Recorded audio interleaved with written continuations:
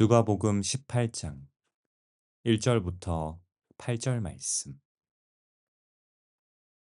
예수께서 그들에게 항상 기도하고 낙심하지 말아야 할 것을 비유로 말씀하여 이르시되, 어떤 도시에 하나님을 두려워하지 않고 사람을 무시하는 한 재판장이 있는데, 그 도시에 한 과부가 있어 자주 그에게 가서 내 원수에 대한 나의 원한을 풀어주소서 하되,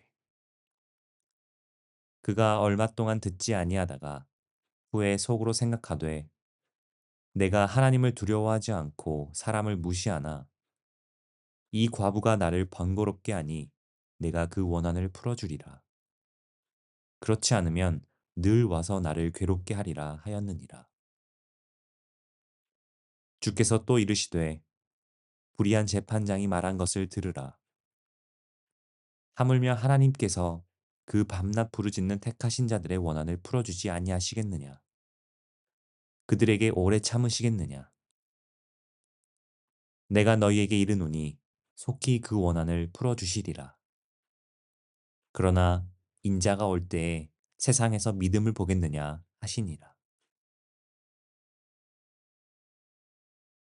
좋은 날입니다. 성령님께서 오늘도 여러분들의 심령 가운데 큰 은혜와 평강으로 함께하여 주시기를 주님의 이름으로 축복합니다. 오늘 저는 여러분들과 함께 기도 시리즈 16번째 시간으로 낙심하지 말고 끝까지 기도하라 라는 제목으로 은혜를 나누기로 원합니다. 원래 우상 시리즈 말씀을 여러분들과 함께 나눴는데요. 그런데 제가 기도하면서 잠깐 우상에 대한 이야기 잠깐 멈추고 기도에 대한 메시지를 전해야 되겠다라는 마음에 감동이 들었습니다. 며칠 동안을 제가 끙끙 앓면서 이 우상에 대한 원래 이제 하기로 된 말씀을 붙잡고 기도하면서 또 말씀을 연구하면서 하는데 하나님께서 마음에 감동을 주시질 않더라고요. 그래서 제가 기도하면서 하나님 이 말씀 빨리 지금 녹화를 해서 보내드려야 되는데 주님 왜 이렇게 잘 안 풀립니까? 그렇게 기도하는데 주님이 주시는 마음이 기도에 대한 주제를 가지고 말씀을 다시 전해라라는 그런 마음을 주셨습니다. 그래서 오늘 하나님이 주시는 마음의 감동을 가지고 여러분들과 함께 기도 시리즈 말씀을 나누기로 원합니다. 이전에 기도 시리즈 말씀을 15번 전했기 때문에 오늘 말씀은 16번째 순서가 되겠습니다. 자, 다시 한번 오늘 말씀의 제목을 한번 읽어드리면 낙심하지 말고 끝까지 기도하라, 이런 제목으로 은혜를 나누기로 원합니다. 자, 여러분, 오늘 여러분들과 함께 읽어봤던 누가복음 18장 말씀은요, 한 과부에 대한 이야기를 기록해 놓고 있습니다. 올 때 갈 데 없는 과부입니다. 기댈 데도 없는 그런 여인입니다. 그런데 이 여인이 한 원수에 의해서 시달림을 받고 있습니다. 누구에게 하소연할 데도 없고 도움을 구할 데도 없습니다. 그런데 그 여인에게는 하나의 출구가 있었는데 바로 한 명의 재판관이 있었다는 것이죠. 때문에 이 여인은 다른 그 누구에게 또 다른 어떤 방법을 찾지 않고 그 재판관에게 나아가서 간청을 하는데, 그냥 한 번 가서 도움을 청한 것이 아니라 밤낮 없이 그를 찾아가서 자신을 도와달라 그렇게 구합니다. 그리고는 그 재판관이 이 여인의 간구를 듣고 결국에는 이 여인의 문제를 해결해 주었다라는 것이 오늘의 이야기죠. 자, 그런데요, 여러분 오늘 한번 생각해 보면서 시작할 부분들이 있습니다. 왜 예수님께서는 오늘 이 과부의 이야기를 비유로 들어서 우리에게 기도를 가르쳐 주신 것일까요? 자, 예수님께서 당신의 제자들에게 또 사랑하는 당신의 백성들에게 또 우리들에게 기도에 대한 부분들을 설명해 주시고 가르쳐 주실 때 더 좋은 바른 예들이 있었을 겁니다. 고상한 그런 예도 있을 것이고 기도에 대한 논리나 이론도 있을 것이고 기도의 원리가 어떻게 운영되어지는 것이다. 너희들이 이 땅에서 기도하면 하늘에서 어떤 그런 작동의 원리를 따라서 천사들이 움직이고 하나님께서 응답하시고 뭐 이런 이야기를 하실 수 있을 텐데 하나님께서 그런 이야기 하나도 예수님 하지 않으시고 기도란 무엇인가에 대해서 가르치시면서 바로 이 과부의 예를 들어서 우리에게 기도를 설명해 주시기를 원하셨다라는 겁니다. 여러분 오늘 거기에 초점을 맞추셔야 되겠습니다. 왜 예수님께서는 우리에게 기도를 가르치시면서 이 과부를 보아라, 그리고 이 과부의 기도를 보아라, 그것이 기도의 본질이다, 그것이 기도의 정석이다, 너희가 기도할 때 이렇게 기도해야 된다라고 가르치신 것일지 오늘 그 부분들 여러분들과 함께 생각해 보기를 원합니다. 자, 예수님께서는 1절에 마치 설교 제목처럼 이렇게 이야기를 하셨습니다. 예수께서 그들에게 항상 기도하고 낙심하지 말아야 할 것을 비유로 말씀하여. 뭐라고요? 예수님께서 제자들에게 가르치시면서 너희가 항상 기도해야 된다. 그리고 그 기도하는 가운데 너희가 낙심치 말고 기도해야 된다. 그러니 주님 뭘 가르치신 것입니까? 우리가 늘 기도해야 되고 항상 기도해야 되고 쉼없이 기도해야 되고 포기하지 않고 기도해야 되고 기도하는 가운데 우리의 마음과 심령이 낙담되어지지 않도록 기도의 응답이 되어지지 않는다라고 해서 하나님께서 기도의 응답이 지연된다고 해서 상황과 환경이 오히려 기도와 반대로 내가 간구한 것과 반대로 되어지고 있다라고 해서 너희가 포기하거나 낙심하지 말고 너희가 기도할 때 낙심치 말고 항상 기도해라. 언제까지요? 끝까지 응답될 때까지 기도하라. 그걸 예수님께서 가르치신 것입니다. 자, 오늘 본문 한번 들어가 봅시다. 자, 우리가 오늘 본문을 한번 살펴보면 몇 가지 중요한 요소가 있다는 것을 알 수가 있습니다. 첫 번째입니다. 예수님께서 우리에게 기도를 가르치시면서 제일 먼저 우리에게 기억해야 될 것이 무엇이냐라고 할 때 바로 우리의 삶이 마치 과부와 같다라는 걸 기억하라는 것입니다. 한번 따라해 볼까요? 우리의 삶은 과부와 같습니다. 자, 2절, 3절에 보면 이렇게 나와 있습니다. 이르시되 어떤 도시에 하나님을 두려워하지 않고 사람을 무시하는 한 재판장이 있는데 그 도시에 한 과부가 있어. 이렇게 이야기하고 있습니다. 자, 앞뒤 설명은 없지만 우리가 이 여인이 과부라고 하는 과부라고 그렇게 기록되어져 있기 때문에 이 여인의 현실에 대해서 우리는 추측해 볼 수 있습니다. 생각해 볼 수 있습니다. 자, 여러분, 과부는 어떤 사람입니까? 과부는 기댈 곳이 없는 사람입니다. 어딘가 도움을 청할 자가 없다라는 것이죠. 남편이 없습니다. 자식도 없습니다. 뭔가 자신의 상황에 대해서 주변에 있는 사람들에게 터놓고 이야기할 수도 없습니다. 도움을 받을 수 없는 그런 상황이 바로 과부라는 것이죠. 근데 예수님께서 지금 기도를 가르치시면서 우리에게 이렇게 말씀하시는 겁니다. 너희의 현실을 알아라. 우리의 영적인 현실이 바로 이 과부와 같다라는 것입니다. 사랑하는 여러분, 성도들의 영적 현실이 과부와 같다라고 예수님께서 가르치셨습니다. 뭘 말씀하시는 걸까요? 뭘 알려주기를 원하시는 걸까요? 주님은 우리 가운데 이것을 말씀하고 있습니다. 너희가 기댈 곳이 없다라는 것을 알아라. 너희가 물러설 곳이 없다라는 것을 알아라. 지금 우리의 상황이 우리가 성도들이 이 땅에서의 삶을 살아가면서 우리가 이 땅에서의 삶은 물러설 곳도 없고 기댈 곳도 없고 도움을 청할 곳도 없는 과부와 같다라는 영적 현실을 말씀하시는 겁니다. 그렇습니다. 이 땅에서의 성도들의 삶은 과부와 같습니다. 누군가 도와줄 수 있는 사람이 없습니다. 청할 수 있는 사람도 없습니다. 물러설 곳도 없습니다. 오직 한 분, 하나님 한 분밖에 없다라는 것이 바로 이 땅에서의 성도의 삶이라는 것이죠. 여러분, 우리가 종종 그렇지 않습니까? 실제로 우리가 이 땅에서 살아가다 보면 우리의 모든 문제에 대해서 도와줄 사람이 없다라는 것을 알게 됩니다.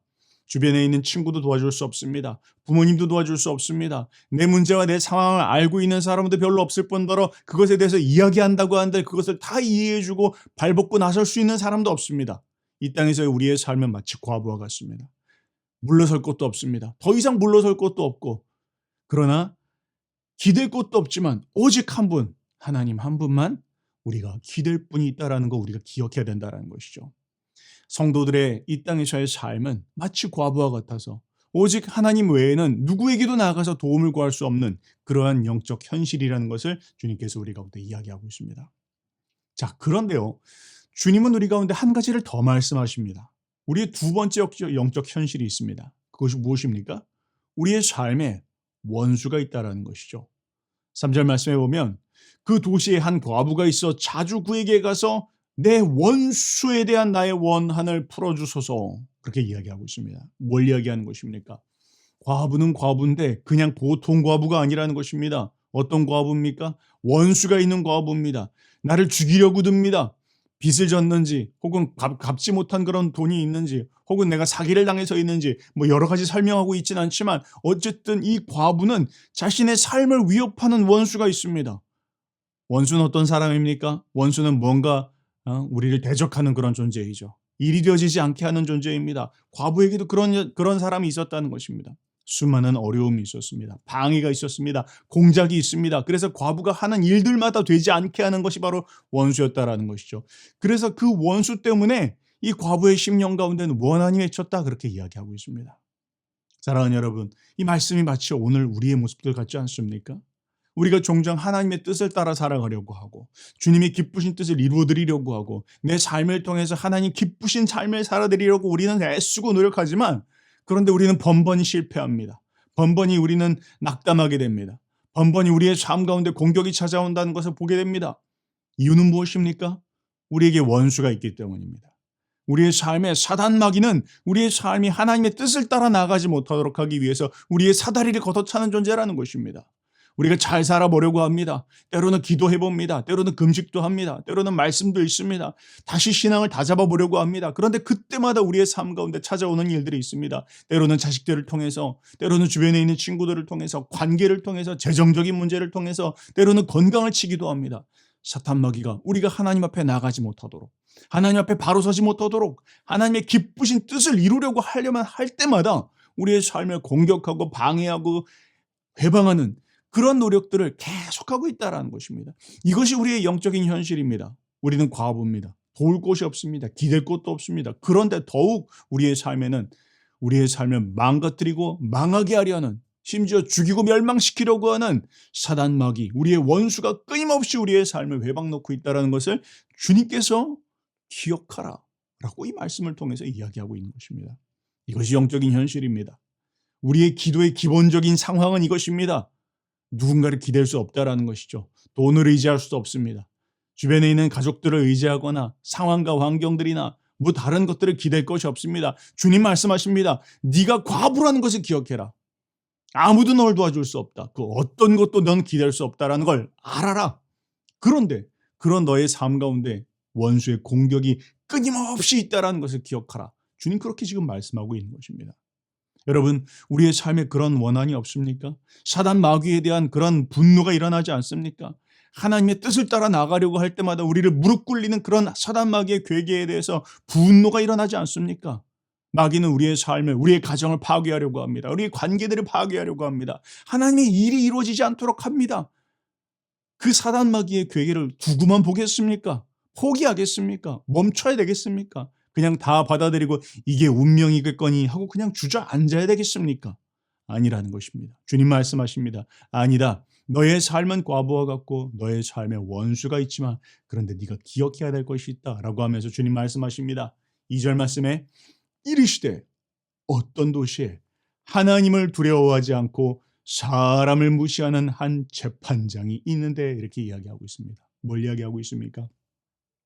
그런 과부라 할지라도 그에게 도움을 청할 수 있는 구멍이 있는데 무엇입니까? 바로 재판장이 있다라는 것입니다. 비록 그 재판장이 지금 여기에 보면 그는 하나님도 두려워하지 않고 사람도 무시하는 재판관이었습니다. 아나 부인의 재판관이었다는 것이죠. 참으로 악한 자였습니다. 자기의 직무를 유기하고 있습니다. 하나님 앞에 뭐 어떻게 해야 되는지에 대한 부분, 정말 공의롭고 정의롭게 판결을 내려야 된다는 이런 것들도 생각하지 않는 그런 재판관이었습니다. 그런데 그럼에도 불구하고 지금 주님께서 형광펜을 그으시면서 우리에게 주의해서 봐라, 집중해서 봐라 하고 이야기하고 있는 게 있습니다. 그게 무엇입니까? 3절에 보면 자주 그에게 가서라고 이야기하고 있다는 겁니다. 뭐라고요? 자주 그에게 나갔다는 것입니다. 그 재판관이 어떠하든지 간에, 재판관이 바쁘던, 재판관이 직무를 유기하던, 재판관이 내 이야기를 듣던 듣지 않던, 응답하는 것 같지도 않고 들어주는 것 같지도 않고 문을 열어주지도 않고 내 상황에 대해서 관심도 기울이는 것 같지 않지만, 그런데 이 여인은 어떻게 했다고요? 자주 그에게 갔다, 그렇게 이야기하고 있습니다. 밤낮 쉬지 않고 그를 찾아갔다는 겁니다. 때만 나면 찾아갔다는 것입니다. 문을 닫았는데도 문을 두드린다는 것입니다. 이른 새벽부터 앞에 있습니다. 밤 늦은 시간까지 있습니다. 어떤 때는 그냥 집 앞에 텐트를 쳐놓고 기다리고 있습니다. 이유는 무엇이죠? 도움을 청할 곳이 없으니까요. 그러니까 그 재판장에게 밤낮 쉬지 않고 그에게 나갔다라는 것을 주님이 지금 강조하고 있는 것입니다. 그렇습니다. 우리에게 이런 태도가 있어야 된다는 것입니다. 주님 뭘 말씀하십니까? 우리가 하나님 앞에 기도할 때 우리는 끈질기게 기도해야 합니다. 어떻게 해요? 끈질기게 기도해야 합니다. 여러분, 주님께서 왜 고상한 기도를 말씀하지 않으십니까? 주님께서 왜 기도에 대해서 이야기하면서 논리적으로 1번, 2번, 3번, 4번 이렇게 가르치시지 않고 너희가 기도할 때 이 태도를 기억하라 라고 하시면서 끈질긴 태도, 끈질긴 기도, 포기하지 않는 기도, 집념의 기도, 불퇴전의 기도, 물러서지 않는 기도, 응답될 때까지 기다리는 기도, 끝까지 하는 기도, 그걸 배워라 그렇게 말씀하시겠습니까? 여러분, 그것이 기도의 본질이기 때문입니다. 기도의 ABCD는 바로 이것입니다. 기도는 하나님 앞에 나가서 간구하는 것입니다. 포기하지 않는 것입니다. 오직 도울 분은 주님 한 분밖에 안 계십니다 라고 주님 앞에 매어 달리는 것입니다. 끊임없이 기도하는 것입니다. 그게 기도의 본질입니다. 다른 건 그냥 거기에 부수적인 것이지. 우리의 기도의 본질은 하나님, 나의 삶은 연약합니다. 난 과부하 같습니다. 도울 곳도 없고 기댈 곳도 없고 도와줄 사람도 없습니다. 그리고 내 삶 가운데 원수의 공격이 끊임없습니다. 그러니 내가 주님 앞에 나가 끊임없이 기도합니다.